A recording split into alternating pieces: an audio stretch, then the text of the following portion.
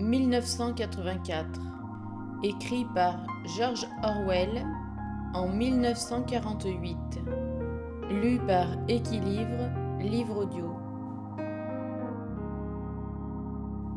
Deuxième partie.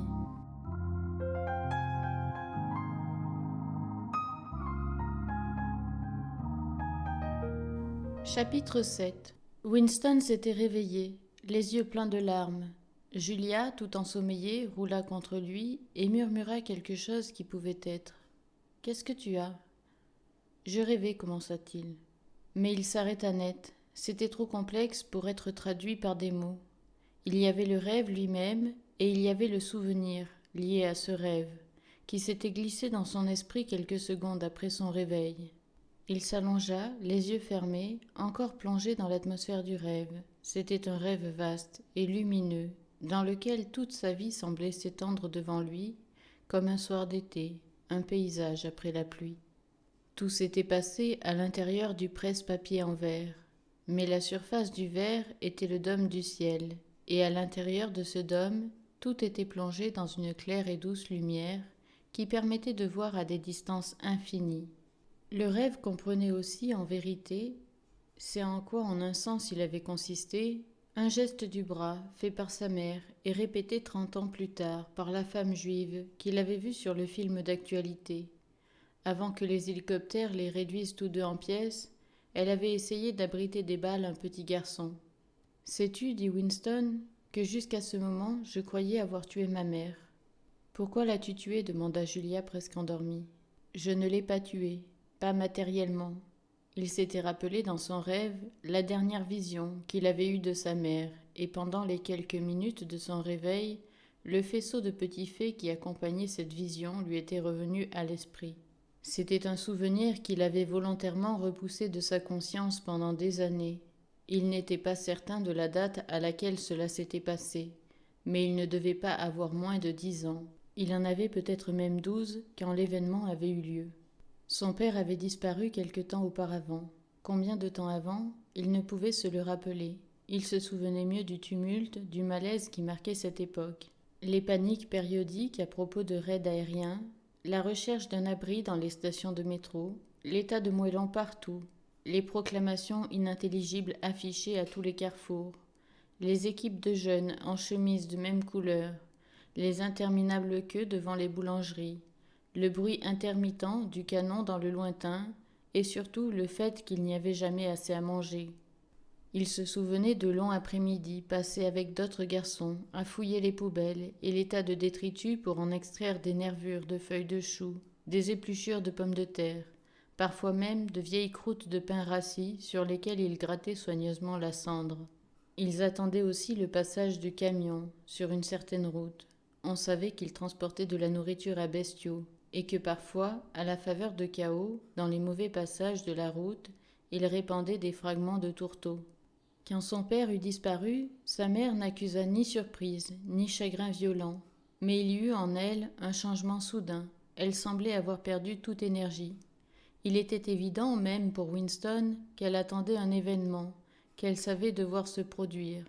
Elle faisait tout ce qui était nécessaire, cuisiner, laver, raccommoder, faisait le lit, balayait le parquet, essuyait la cheminée, toujours très lentement, avec un manque étrange de mouvements superflus, comme un personnage dessiné qui, de sa propre initiative, se mettrait en mouvement. Son corps volumineux et bien proportionné semblait retomber naturellement dans l'immobilité.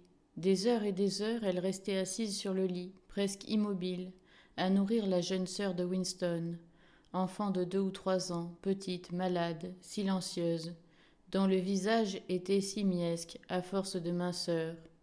Quelquefois, rarement, elle prenait Winston dans ses bras et le serrait contre elle longtemps, sans rien dire. Il comprenait, en dépit de sa jeunesse et de son égoïsme, que ce geste était en quelque sorte lié à l'événement, mais lequel, qui devait survenir. Il se souvenait de la pièce dans laquelle il vivait, une pièce sombre, sentant le renfermer, qui paraissait à moitié remplie par un lit recouvert d'une courte pointe blanche. Il y avait un fourneau à gaz dans la galerie de la cheminée, une étagère où l'on gardait la nourriture, et à l'extérieur, sur le palier, un évier de faïence brune, commun à plusieurs pièces. Il se souvenait du corps sculptural de sa mère, courbé sur le fourneau à gaz pour remuer quelque chose dans la casserole. Il se souvenait surtout de sa faim, presque continuelle, et des batailles féroces et sordides au moment des repas. Il ne cessait d'adresser des reproches à sa mère et de lui demander pourquoi il n'y avait pas plus de nourriture. Il criait et tempêtait contre elle. Il se souvenait même des différents tons de sa voix, qui commençaient à muer prématurément et explosaient parfois d'une façon particulière. Ou bien il essayait une hypocrite note pathétique pour obtenir plus que sa part. Sa mère était tout à fait prête à lui donner plus que sa part. Elle considérait comme admis que le garçon reçut la plus grosse portion. Mais quelque quantité qu'elle lui donnât, il en réclamait invariablement davantage. À chaque repas, elle le suppliait de ne pas être égoïste, de se rappeler que sa petite sœur était malade et avait besoin, elle aussi, de nourriture. Mais c'était inutile. Il criait de rage quand elle s'arrêtait de le servir. Il essayait de lui arracher la casserole et la cuillère des mains.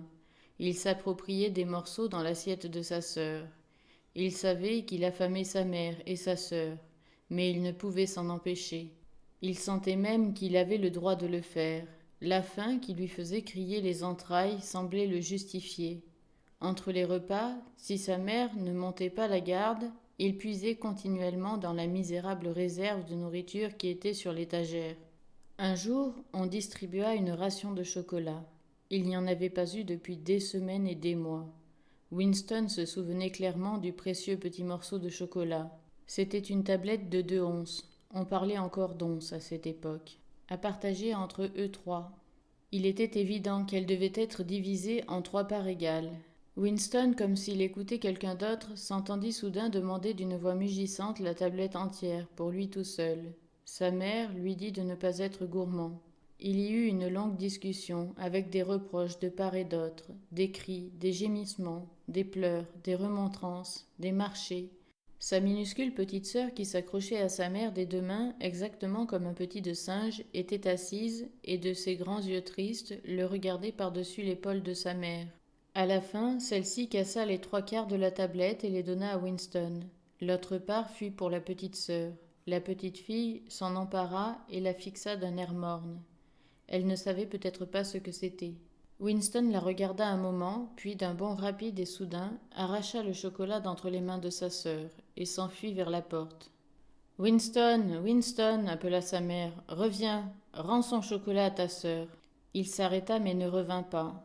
Les yeux anxieux de sa mère étaient fixés sur son visage. Même à ce moment-là, elle pensait à l'événement. Elle ne savait lequel, qui était sur le point de se produire.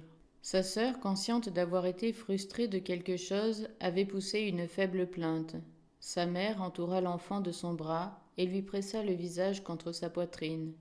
Quelque chose lui dit que sa sœur était mourante. Il se retourna et s'envola dans l'escalier avec le chocolat qui lui collait au doigt. Il ne revit jamais sa mère. Après avoir dévoré le chocolat, il se sentit quelque peu honteux de lui-même et traîna par les rues pendant plusieurs heures, jusqu'à ce que la faim le ramena à la maison. Quand il rentra, sa mère avait disparu. À cette époque, c'était un événement déjà normal.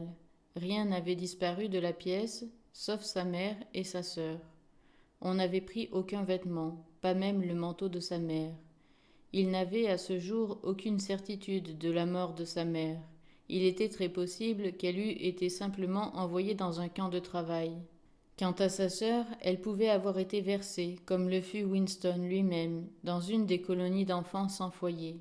On les appelait centres de conversion, qui s'étaient développés à la faveur des guerres civiles. Ou on l'avait peut-être envoyée au camp de travail avec sa mère. Ou bien encore on l'avait simplement laissée mourir, n'importe où. Le rêve était encore très net dans l'esprit de Winston, surtout le geste du bras, enveloppant, protecteur, dans lequel la complète signification de ce rêve semblait contenue. Son esprit se tourna vers un autre rêve, qu'il avait eu 2 mois auparavant. Exactement comme sa mère était assise sur le petit lit sale recouvert d'un couvre-pied blanc, l'enfant agrippé à elle, il l'avait vue assise dans un navire qui sombrait, loin au-dessous de lui. Elle s'enfonçait de plus en plus à chaque minute, mais levait encore les yeux vers lui à travers l'eau qui s'assombrissait.